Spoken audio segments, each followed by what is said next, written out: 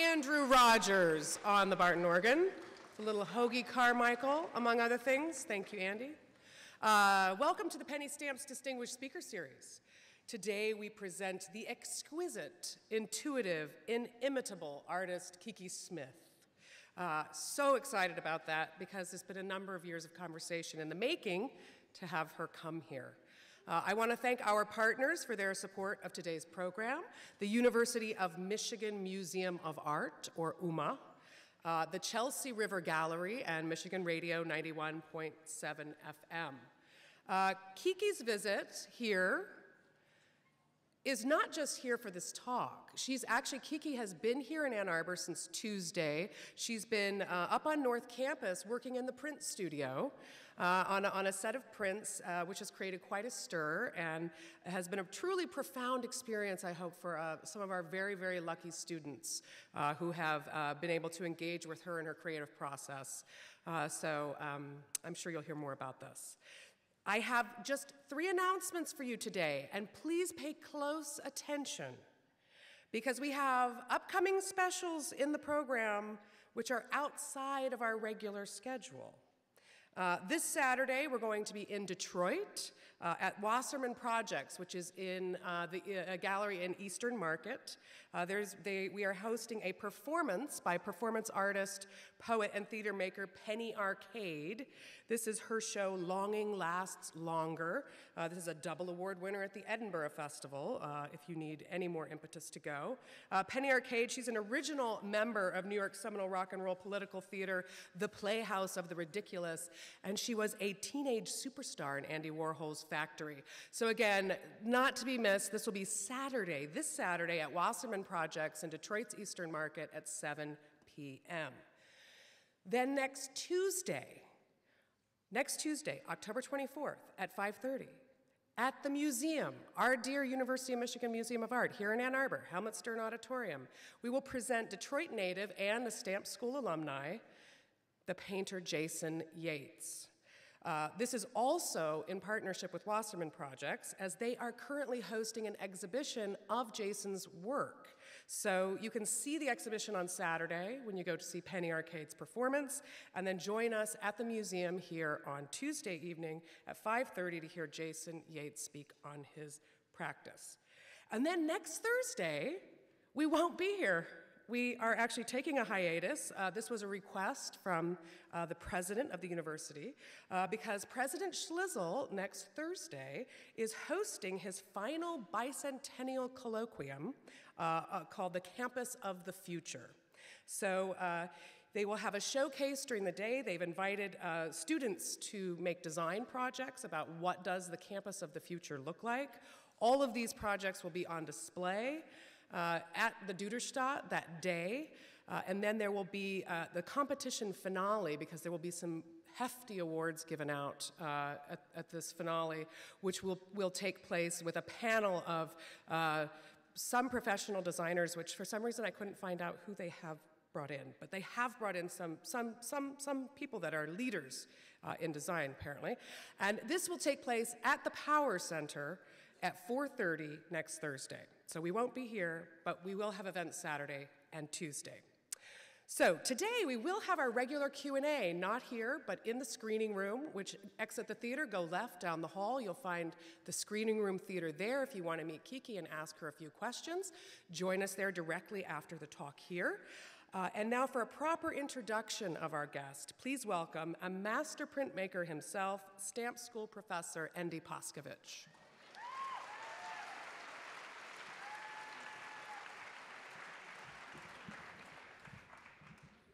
Good evening, everybody.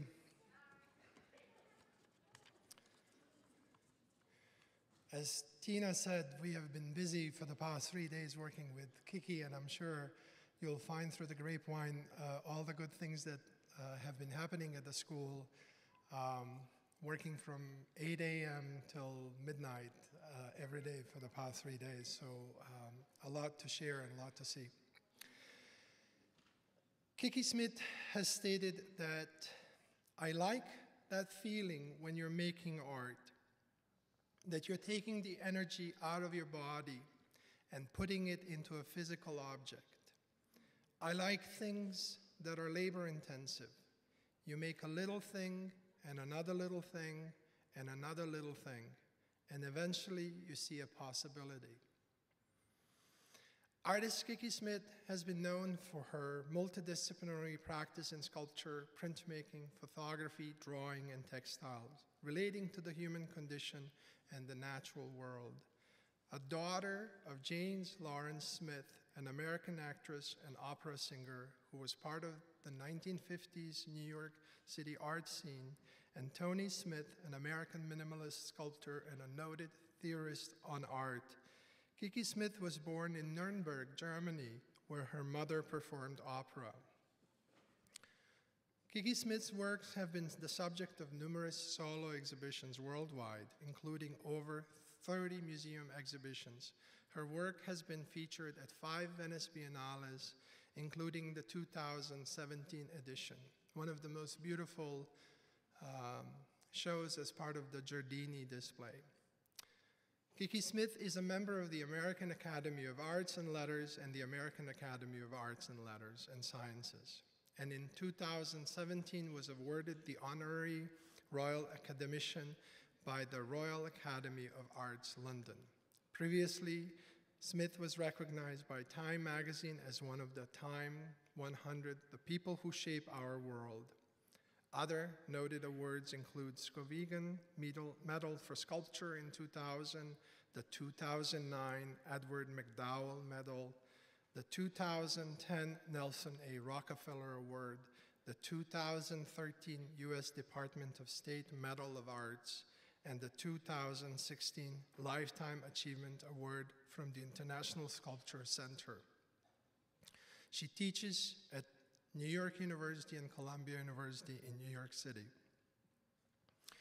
One thing that has always been on the mind of an artist maker such as myself and someone who works with young people, artists, designers, has been Kiki's approach to making and especially prints.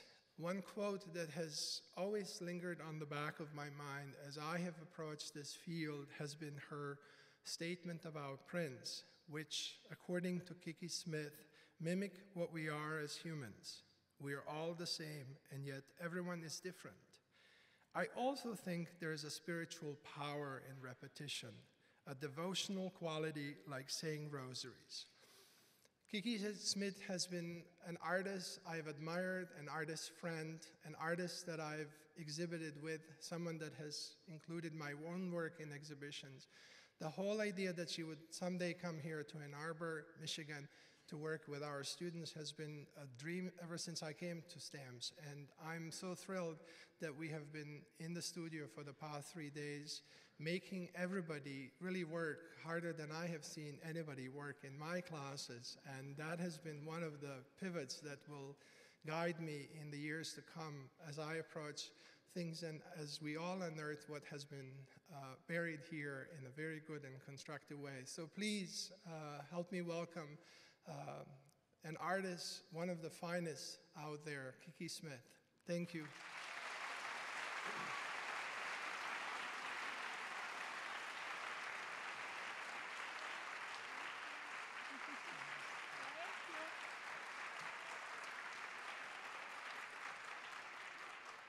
Hi. 1 second. I have to try to get this together a little bit because I'm on a time schedule. They told me not to talk too long. So, can the lights go down a little bit, or you don't do that? Is that really? It's like that the whole time? Okay.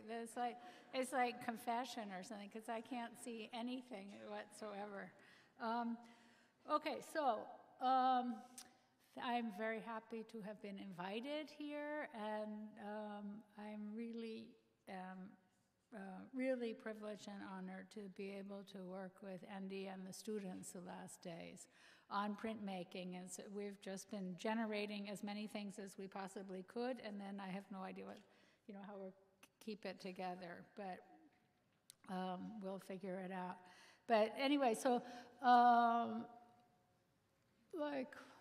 I don't know. I suppose, that this, I tried to put together, I asked my assistant to put together slides or images that relate to printmaking, because I like printmaking a lot, and to me, I thought most of my work really is generating out of printmaking, and that I've used it in all different ways, and I've been attracted to it in different ways. And I could say, like, on one hand, it comes out, my father was the sculptor Tony Smith, who made the Grace Hooper in front of the Detroit Art Institute, and they were all comprised of octahedrons and tetrahedrons. I brought 400 images, so I'll just flip through them. I just like to do that to scare people. But so he made octahedrons and tetrahedrons, and at a certain point, this paper company cut them all out, and we would sit and put them together. So it was this thing about paper and using paper in a physical manner, and then sort of the repetition of that. And so that's maybe one strain of why I like printmaking. And there are probably others, but a lot of the images that I've used, I've gone over and over and over again, like making them in sculpture and making them in paper. But at a certain point,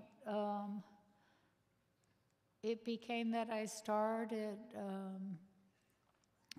maybe making drawings and changing drawings into lithographs, and then changing those into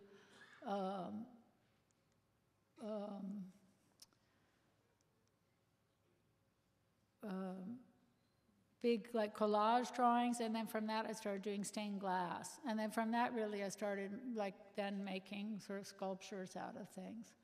But this is just stuff that I made.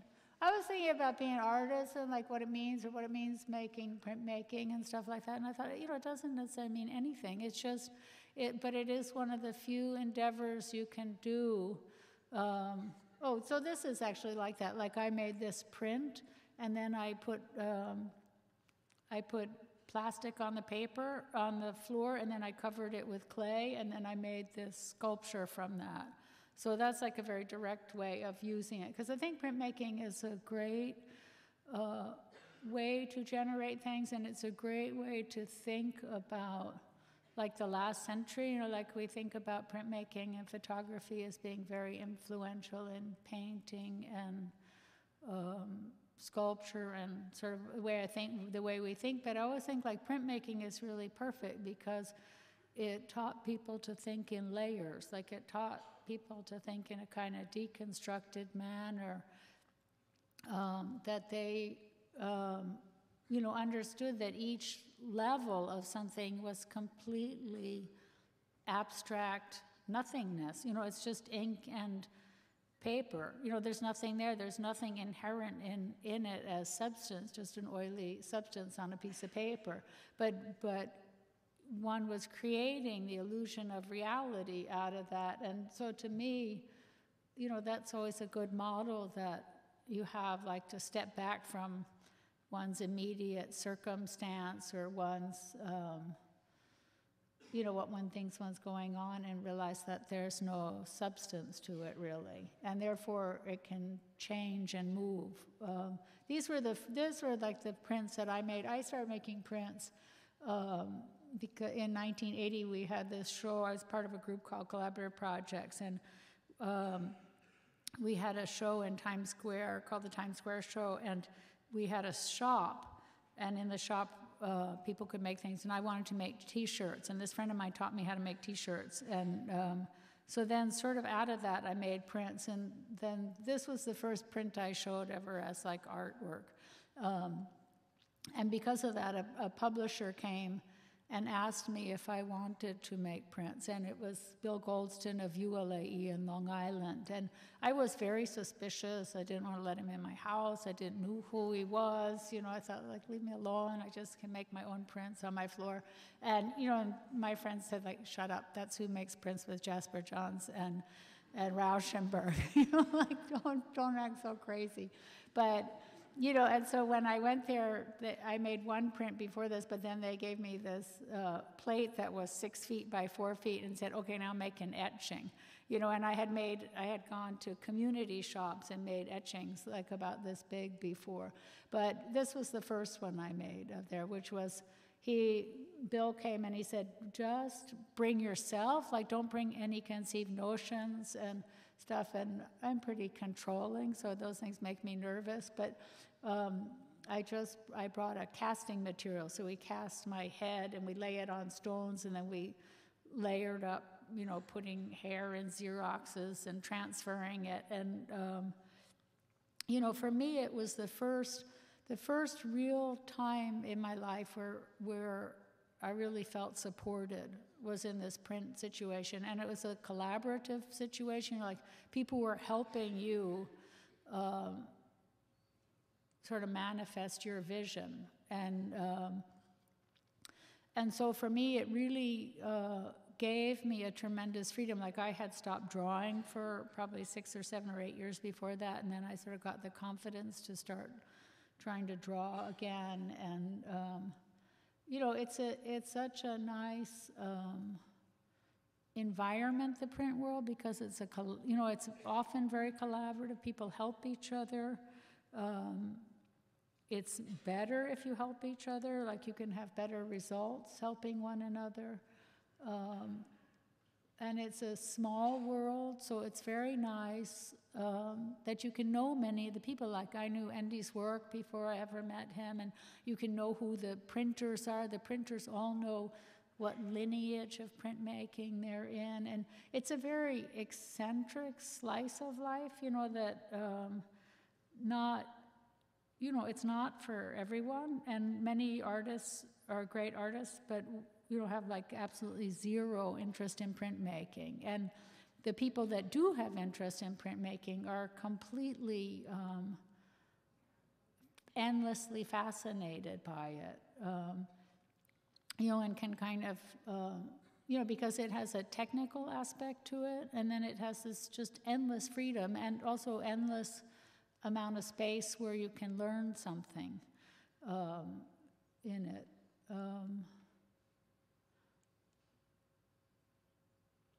This is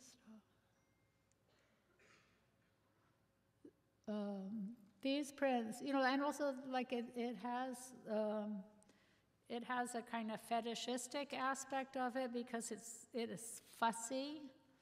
You know, it has this like repetition that people like about, you know, a lot of artists like this sort of attention deficit, like fussiness of being able to like make strokes over and over and over and over and over again as a way to kind of be out of one's mind or out of oneself or out of place or something. And, you know, but for me, it's something that I've gotten to learn about like not going a little bit to schools actually has taught me a tremendous amount because the students are working really hard actually, and often the students know much more technically than I do about making things, and they're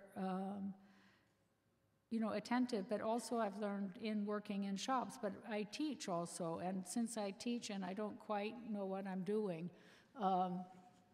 I'm always trying to make up weird ways to teach, you know, weird ways to do this. So this was like a print that I made as a line etch and then put in tone by sandpaper. So it's like a poor man's aquatint. Aquatint is the one way of making things that you get a continuous tone, a gradation. It's very beautiful. So I'm always trying to like think about like the sort of dumbest homemade way of making things that you can imagine, or you know, using or being inspired by, you know, just very simple ways that you learned in elementary school how to make things, how to cut up a piece of paper and ink it up and slap it on another or something or other.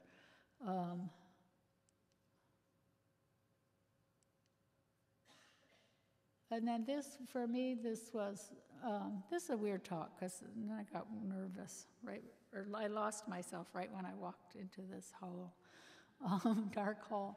But this was in 1994, I got asked to Alfred University to be like an artist in residence there for a couple of weeks, and I think I extended my stay for another month or so, and then right after that I went to Mass College of Art, and a girl at Alfred taught me how to make photo etching and photolithography.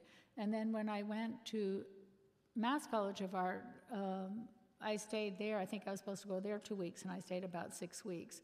And I went to the Peabody Museum and drew the dead animals, a collection of dead animals, and pieced them together and made them into lithos. And this really, for me, is in a certain way like a big moment of change in my work, where I could start making things that were like 30 feet long and stuff, and that I could also use images from lithography and from photo etching, that piecing them together like collage, that they could be changing all the time. So it's like a repertoire theater, or you know, comic books or something like that, that everything you could keep reworking. And in a certain way that relates to my father's work, this idea of like keep changing the relationship between octahedrons and tetrahedrons. But like for me, like this is similar. It was a piece that same year that I made of crows, and called Jersey Crows, because all these dead crows fell out of the sky one day. And but I made, you know, a body, 2 feet, and 2 wings. But then you could take them and reconfigure them each time differently. And you know, to me, this is a nice thing. It's that you get to animate inanimate objects, and get, yeah, that they each have like a variation of life, but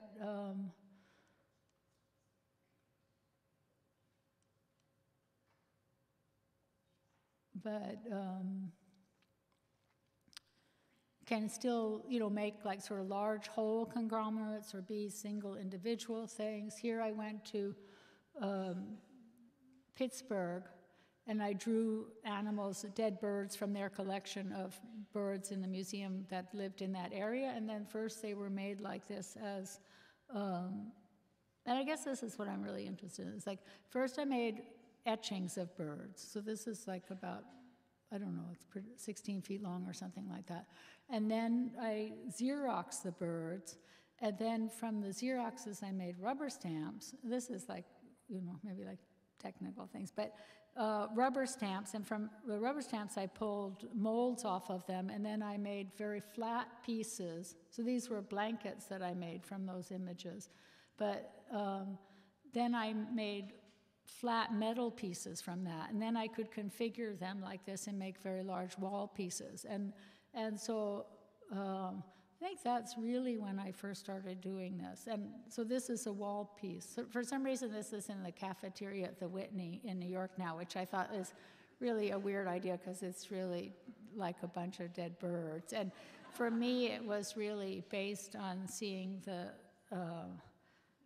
you know, sort of horrific images of slaves in slave ships, this sort of lining people up like that. And when you go into natural history museums, you know, you open up these drawers and there's just these lines of endless dead birds like that. But so I think it's funny that it's in the cafeteria. But, you know, so these are all like little birds, and then they're just on 1/4-inch bronze or something, and then with a point out the back. But it means that you can endlessly reconfigure. Oh, and then I made a little book out of it.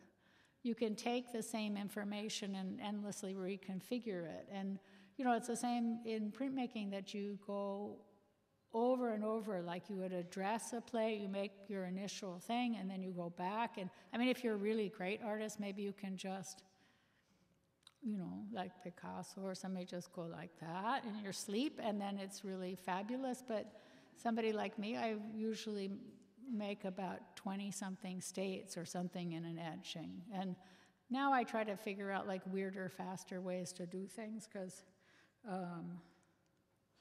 it's a good thing to do things a little bit. It's expensive at other people's expense. But this is the same thing. Like those were prints that I made in Pittsburgh also of animals animals that turn white in the winter or are white, and sort of a joke, because the strategy about it was like that things are white to show that they're dangerous or to show that they want to disappear. And so, but when you make an etching, when you're drawing something white, then it turns black in the etching. But then the same thing, like I put plastic down on the etchings and then made little animals in porcelain to go with them. And these were ones where James Brown, who's an artist who has lived in Mexico for many years, he invited me to Oaxaca, where there are very good printmakers in Oaxaca. And he, for his children, would go out into the fields and find dead animals, and then he'd put them in big egg jars with formaldehyde, go to the drugstore and buy formaldehyde, which is, I don't think, something we can do here, but and alcohol, so it'd have like snakes and bunnies and frogs, and I made a collaboration with a friend, Susanna Moore, and this was another print. This was a print from Harlan and Weaver in New York, where my cat died, and I had really wanted to make an image of myself holding my cat like a pieta for several years, and I had a friend of mine make a photograph of that, but it looked like I looked sort of like happy, roly-poly, middle-aged woman with my cat sort of sitting there pissed off, and and it didn't work. And I thought it's always a good lesson in making art, because you can't. Sometimes it corrects your delusional thinking. Sometimes it lets you just go flying around being delusional for days and years on end, and other times it goes no.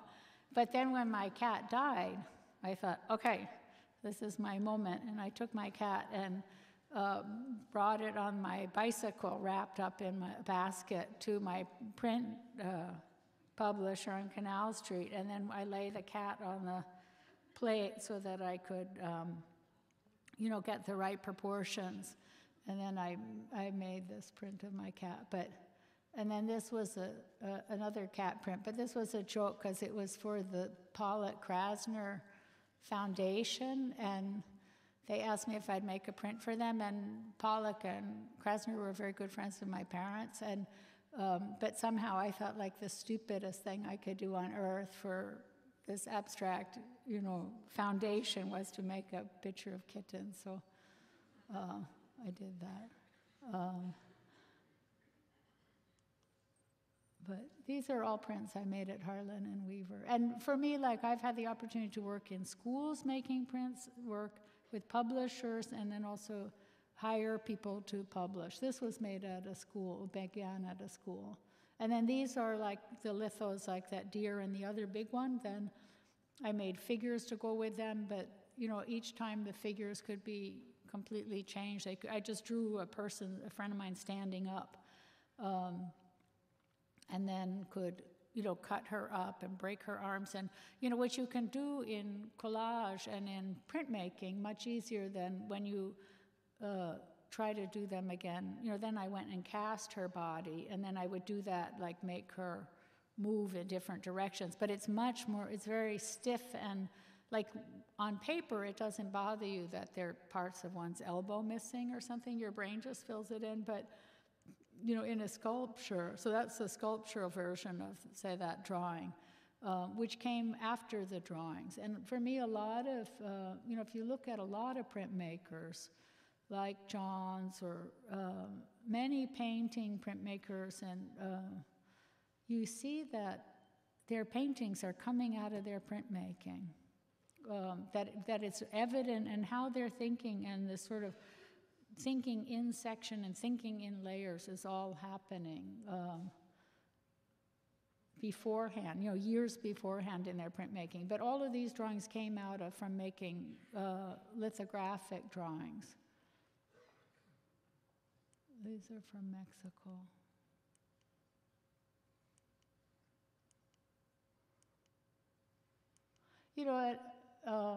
So this is the same thing. All of those wolf stuff, I went on a sort of a bender of wolves things for a couple of years, and these sort of fairy tale stuff. But it really came from someone asking me to be in some show, and they wanted, like, for artists to think about what would be good for the future of their area or their town, as if, like, I should have the faintest idea, or that you should care, particularly. Like, towns and things are living organisms that have their time and necessity, and then sometimes that goes away or it doesn't go away. But it, you know, there was this moment for a while where people thought artists are going to, like, save the day or something like that. But the guy, for some reason, had a picture from Gustave Doré of a Little Red Riding Hood and the wolf.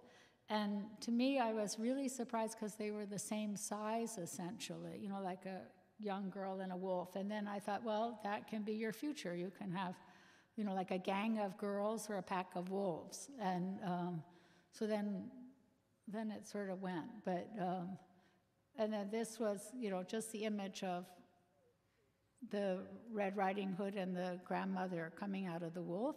And then the other ones with the naked woman coming out of the wolf was just sort of the same image. It was just like to see what it looked like, just a person doing that.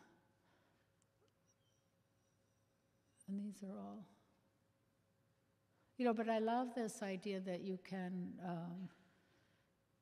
just keep reconfiguring and changing and letting it reveal what it means to you. You know, like, I'm always against this thing in school that you're supposed to know what you're doing, because I thought you certainly don't need to know what you're doing to be alive, you know, and, you know, like, you can just show up, you know, and you can just show up for your work, and, you know, and sometimes after the fact, it, you know, you can, it reveals itself to you, or you can see how it has connections to things you're interested in at a given moment, or that you have, you know, things that interest you over long periods of time, or that, you know, to me, I always thought it's saving my life and protecting me or something like that. But, you know, but that's much more often in hindsight. You know, that you have an impetus to do something like this. I had, the Modern Museum came and asked me if I wanted to make a show of prints, of my prints when they were in Queens, and they said that I could have a billboard. And I got really excited because I thought, oh, that's really like a coup to be able to make a billboard. And I thought of Henri Rousseau's paintings of, you know, like the tiger or lion eating the white antelope, or these, you know, this one animal catching another, and, you know, and then I started thinking about how lots of animals leave the planet being eaten, and then I was thinking about how that's maybe a good way to think about, like, how to get out of your ego, or how to get, like, free of yourself or something like that. But then I made these sort of corny prints, a little bit like Currier and Ives prints, you know, that it says on the bottom who the publisher is and what address it was published and the name, like, and that all that, those things are in the image, which is, you know, like something that was interesting to people in the 19th century. And this is also for me when I made those little Alices in porcelain, and then, you know, the technology changed, and you could do, it's not rapid prototyping of it, but you could cut it.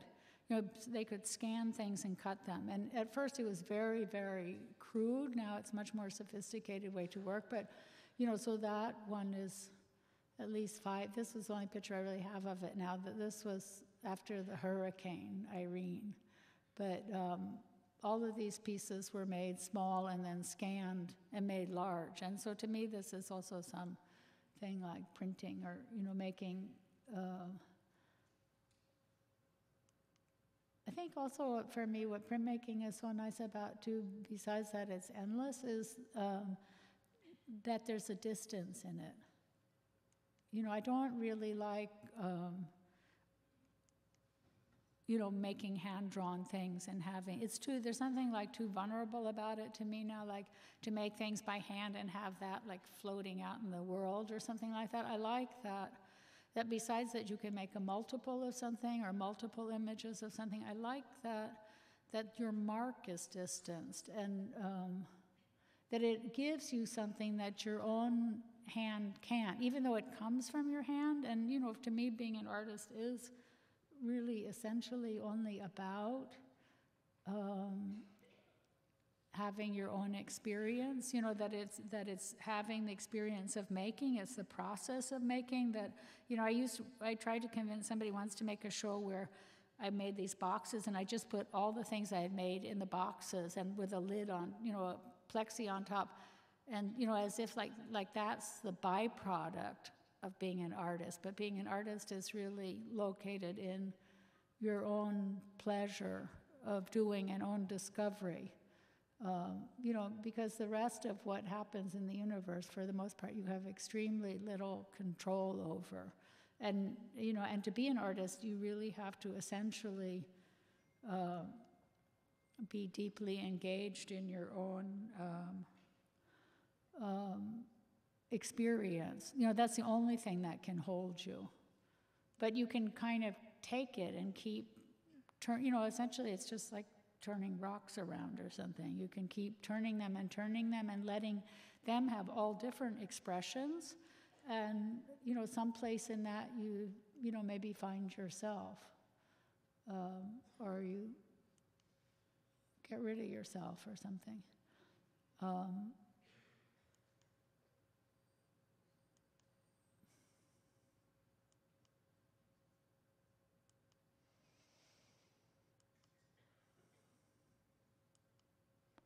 And this one too, like this goes back to the thing of making rubber stamps. Like, so I made polymer plates that were used in, you know, printing newspapers and stuff, and I had them raise the line, and then I hammer those into clay, and then sometimes I redraw the clay so you get a deeper line, and then I pull waxes off of it. But so it's the same thing, like using a print into a material and then lifting it and making it a three-dimensional, you know, this here is a three-dimensional object. But, you know, it keeps your hand in a way that you can't keep, you know, like for me, I couldn't make a large drawing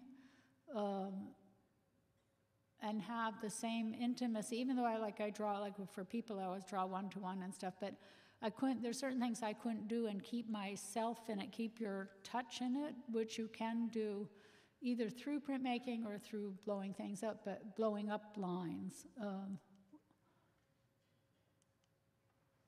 But this way you can make similar things just from rubber stamps and stuff, and then you can, you know, put them together in 20,000 different ways. So like this is that same image, but as a necklace, like these little star necklaces.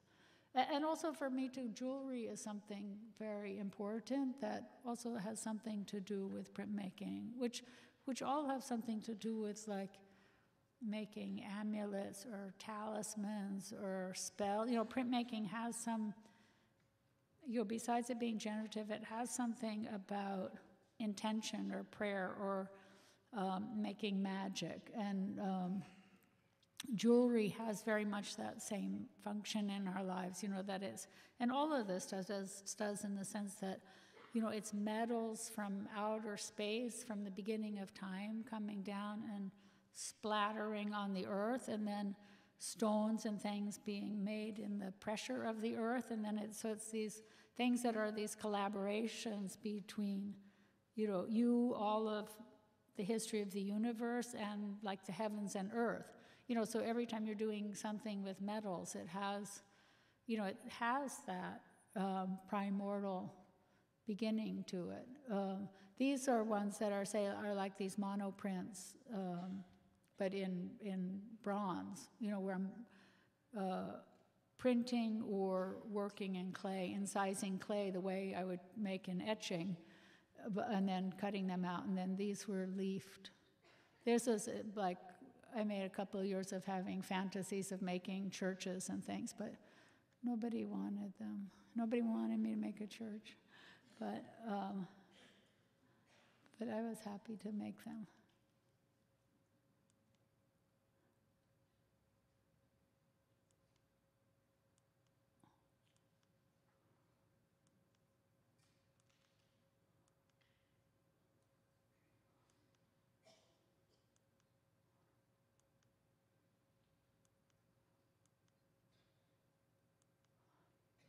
Oh, and then this is sorry, if you're not interested in printmaking, it's probably really, really boring. but tough luck. These are polymer plate prints, which I just learned about a couple of years ago, and they give you. I started making. The thing is also, like, if you do printmaking, like people say, oh, you're a sculptor, you're this or you're that. You can have this like other completely secret life that like not very many people see, and you can kind of be these different people in different sections of your life. And in polymer plate printing, they have this thing to come out really poorly in a certain way, or like they pick up the plates, pick up all this noise. Like I've just made photographs of my assistants holding things and then layered them, but then when they go to print it, this like other weird stuff comes. And the thing is that a lot of making art is incredibly generous to you. Like the universe in general that you exist is generous to begin with, but printmaking and these art making can be, remind you how can be a good model for remembering that one can be grateful in life to be given so much, because all this noise and all this stuff happens, and you can always just say like, oh, this is terrible, this is ruining my life, like I have to get rid of all of this bad stuff. Or you can say, oh, aren't I really lucky and blessed today that there's this noise there that I could never make up. So it's always a collaboration, not only between you and a printer or you and the press, but it's also always between you and the universe. And I think that, the thing about art is that often it's, I said it's like you have an impetus to do something, a desire to do something, and that's just, like an idea. And, some people very clearly follow that idea, but for me, it's really that you have an idea which is just like a kind of knee-jerk, something like falls into your skull, and but for me, it's often the most interesting when it starts falling apart. Like you're working on something and then it's not anything how you want it to be, and you're miserable. And then you get to start having an experience. So it's like a relationship. It's not all just like, I imagine this is all going to be like this. It's like all of a sudden there's a person or there's, some unruly material, and it starts interacting with you in a way that is unexpected, and then either you can take that as really a blessing or a curse, and it's just, that's your choice. And so for me, I always think like every time something doesn't come out right, I just always go, lower your standards, let go of, like you have a choice. Do you want to be miserable or you want to be happy? Like just let go of your idea, and be happy. And for me, I'd much rather be a happy person. I can't say that I am all the time, but in general, I prefer that version of life. So these are like that, that I made that big, and then these were scanned and blown up this big, and then, fought with and stuff to get somewhere that I like them. And this was nice because this was, I knew a woman who came from Detroit. Came from Detroit. And she had cancer, and she was having an exhibition of her work. And when she was there, she was wearing a man's suit, and she had very short hair from chemo. And I saw her, and I thought, oh, I really want to draw her as an annunciation. And, and part of it was like she reminded me of the painting of Frida Kahlo sitting after she's cut all her hair off, and wearing a man's suit. But then I thought, like, oh, that's such a weird idea because, she was at least my age then. And, I thought that's like a weird idea for annunciation. But then after a while, I thought it actually really made sense because that's what it's like being an artist. Like you're just there minding your own business, and something comes into you, and tells you to pay attention to it. Like something becomes evident or important or significant to you, or keeps rattling itself in front of you. And then you sort of go, okay. You know, and I always love the Virgin Mary with the Holy Ghost sort of like, you know, saying hail, but also, you know, going like, stop it, go away from me.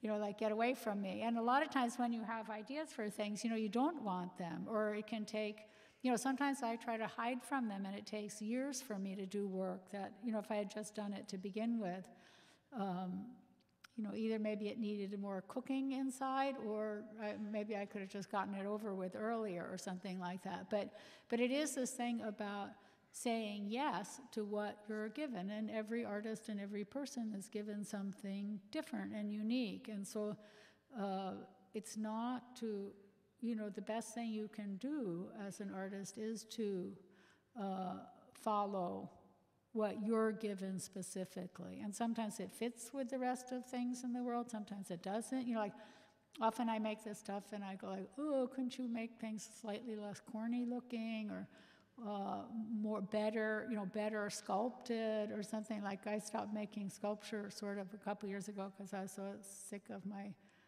bad sculpting.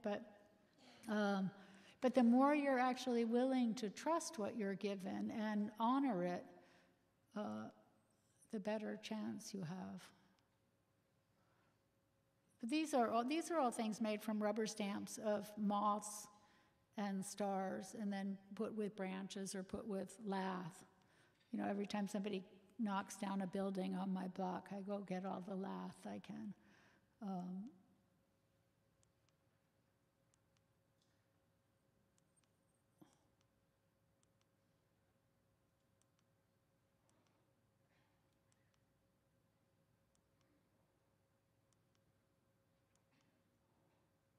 This is just stuff.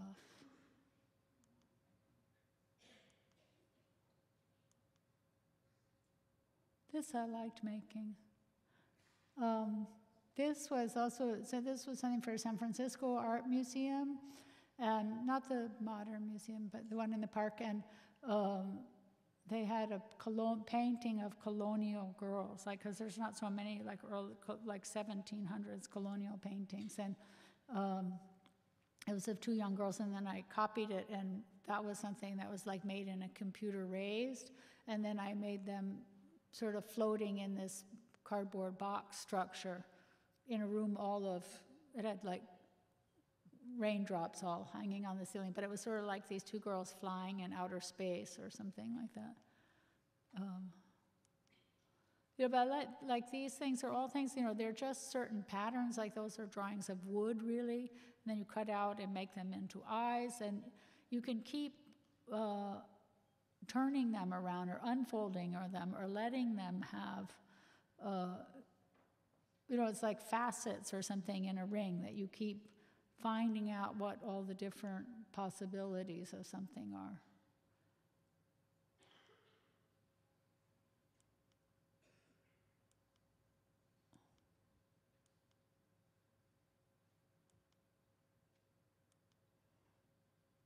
These are all like visionary animals and visionary people.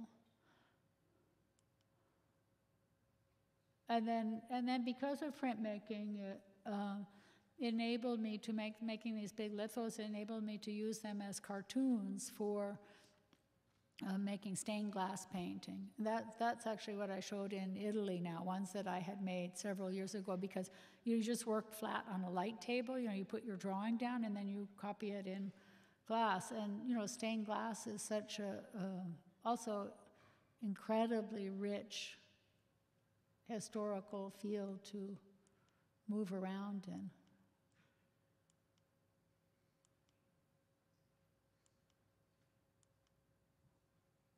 And these are things I'm making now. So I made these drawings sort of my sister. We went to SCAD. I have this friend, Valerie Hammond, who we teach printmaking together. And we went down to SCAD and tortured them for a while making prints. And, you know, we'd come for like 5 days, and they would keep us always from 8:30 in the morning till 11:30 at night in this shop. And then we'd work, and then we'd go back home, and then we'd come back a couple months later. But I made these breath prints of this, and then she was making laser cut things. And I thought, oh, I don't like those. I don't know what to do with them. I'm not interested in that you can just cut those lines like that. And then one day I got interested in it, and I started making, taking those drawings, taking those lines and having them cut and then painting on them. And then these are other things. Because of that, it allowed me then to start using those to hammer into clay and pull waxes off of them. And this is, like, these are necklaces, but it's the same thing. It's making etchings, but it's etching into wax and casting it. So it's very, all the technical skills that you use in jewelry making, you can move very easily now because of computers and things. You can move sideways and into all these different, like this is I made little pins of clouds and starbursts and stuff, but then I scanned that and I could blow it up 9 feet. And that's a very different thing, but it keeps that intimacy of hand, which if I tried to make something big, it wouldn't have that same feeling. So this is the little version, and then that's a different version of a bird.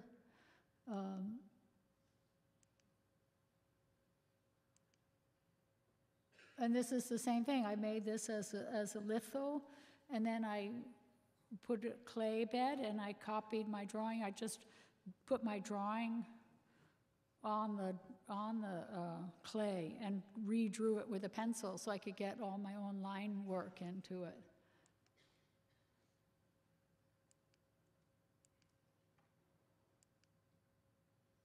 These are stained glass.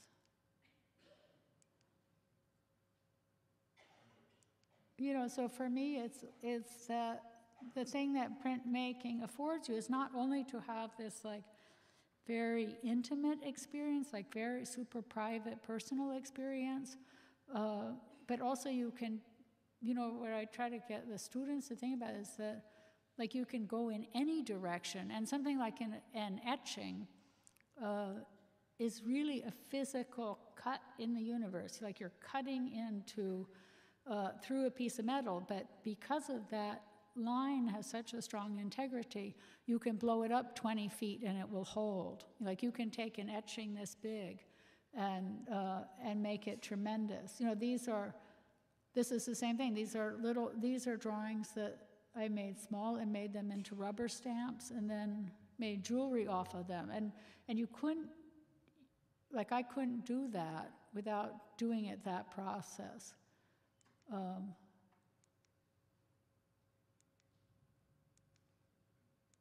There's more of that junk. And then this is the same. These were rubber stamps of bunnies and hoarfrosts. And that, I think, is a big one. But they were made from, like making a little drawing of a bunny that big. And then these were blown up. It had to fit on a flatbed, so I think it's no longer than 15 feet or something like that. That one's smaller.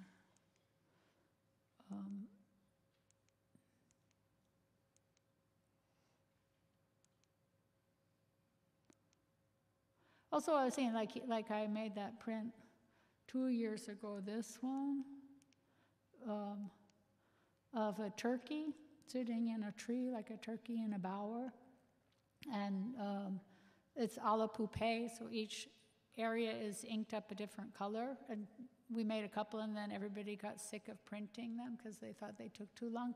But, I thought like a turkey is I live upstate, so a turkey is like this profoundly wonderful thing. You probably have a lot of turkeys in Detroit too, running around maybe. But, and Benjamin Franklin wanted to have turkeys as the symbol of America. And, they have this really archaicness and modesty to it. And,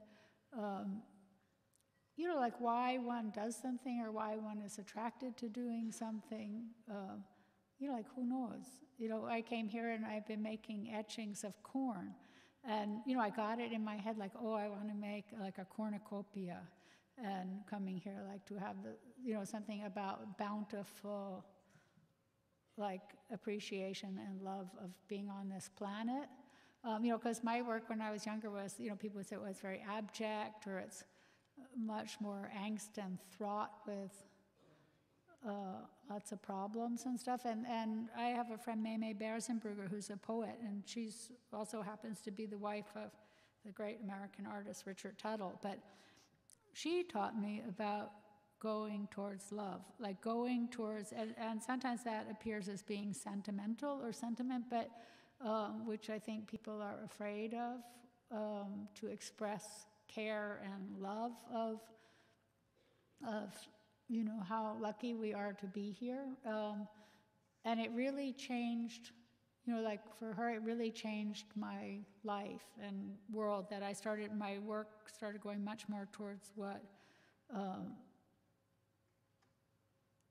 I care about in my daily life, or I see in my daily life. And so this is also, I think I have like a couple more minutes, but these are tapestries that, this is a cartoon, like a traditional cartoon, like I used also for the stained glass, but so I made lithographs and just to use, to make drawings, and then I cut them up and made them into these patterns, and then they were scanned in computers, and so they're the same ones that I used to make these stained glass paintings, but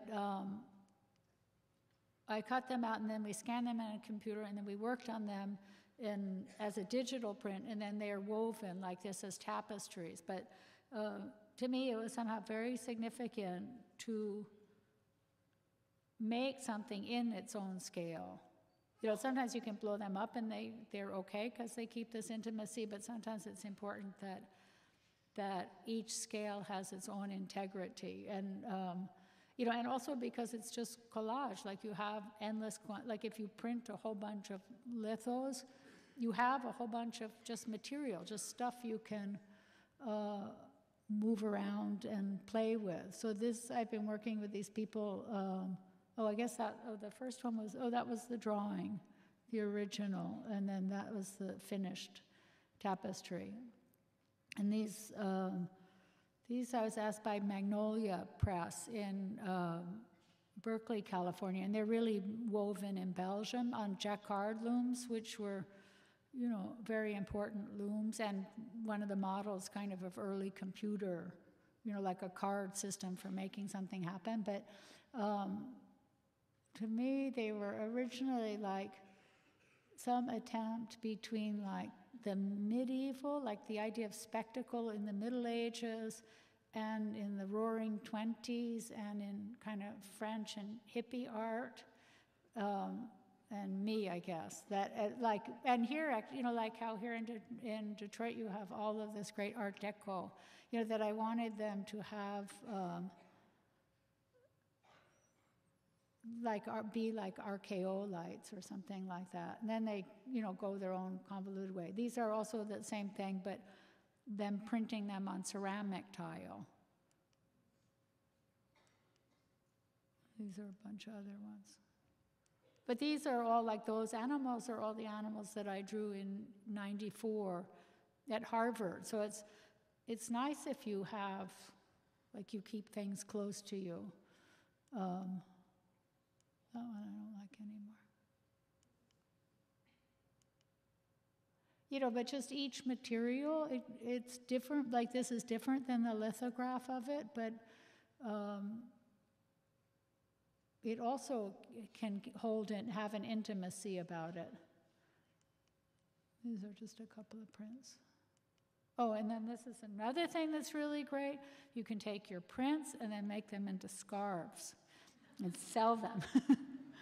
Because it's real, and blow them up. I mean, that's the thing, like that's a little print. I was making that as demo plates, you know, like showing my assistants how you could use the hard ground as a stop out, you know, and, you know, but then I took the image of that because it's an etching, you can blow it up big and have like another life, because it's also really nice making things. It's nice making, you know, a big part of art is making presents, you know, and it's good to have some presence around. And that one now, like I got asked by Gobelin in France to make a really hand-woven tapestry, which, you know, they take like 7 or 8 years. Some of them take about 15 years. So this is, I think, their Xerox of my little print. And then that's them, you know, when they started to weave. I don't know how far into it they are now. Oh, I'm supposed to stop in 3 minutes. So these are done at the Fabric Workshop, which also you guys should, you know, if you're interested in printmaking stuff. They were started by Kippi Straub and in Philadelphia, and she invited hundreds of artists to come and make prints and make printed things, printed cloth. And a lot of artists wanted to make art, and I thought, I don't care about making art. I want to make like blankets and quilts, and you know, my whole original idea was that, and dolls, that, you know, I wanted to be an artist so I could have things at Macy's. You know, like I wanted to be an artist so I could make things for people's houses, or try to have a nice life. You know, because in a way it is just about that. That's not very good. This is some other weird kick I'm on now, which is just like making small little sculptures. That's me and my husband. And this is also from a small print that I made making demo plates at NYU, and then I made it at UNT in Denton in North Texas. But then I took those and had them cut in wood and then cast them into bronze. And blew them up a bit so that they have that same weirdness to them. Is there more polymer prints? Oh, and those are the same, like, you know, making the drawings 3D. This is my secret life. I don't really show those so much, but I make them. But the same thing, like then I made the, you know, I had the laser cut, you know, made for hammering it into clay and making them into clay. But then you can also use it as a rubbing, you know, so you can keep your hand back into it, put your hand back into it in a different way. I think that's the end. I don't know what these things are here for. Oh, that's the end. Oh, I like that. This is partially because of Endi, or because of Yugoslavia, that they made these incredible, like if you go online and you look up Yugoslavian World War II memorials, you will learn more about sculpture than you have learned, you know, in years about the potential of sculpture. And Endi had made a print of this, which I had seen, but I had seen this image, of these memorial that's like hands coming out, abstracted sort of hands coming out of the earth. And I was so inspired by that I made this sculpture, and now this is it big. But I meant it like a wave with water glistening on it. So I sort of know that I'm a little bit boring today, but tough luck. But I think if you think of the work and you see that how you can keep moving and reconfiguring and changing medium, that you can learn a lot from doing that. You know, you can have a wonderful experience and wonderful life from doing that. So that's all I know. My assistant, oh, this one I like. This is the end. So that's the same thing. It's making rubber stamps, and then now I'm making it into a pigeon. So thank you.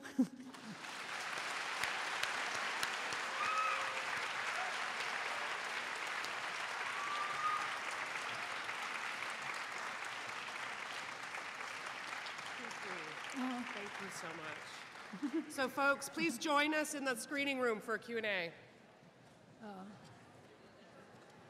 so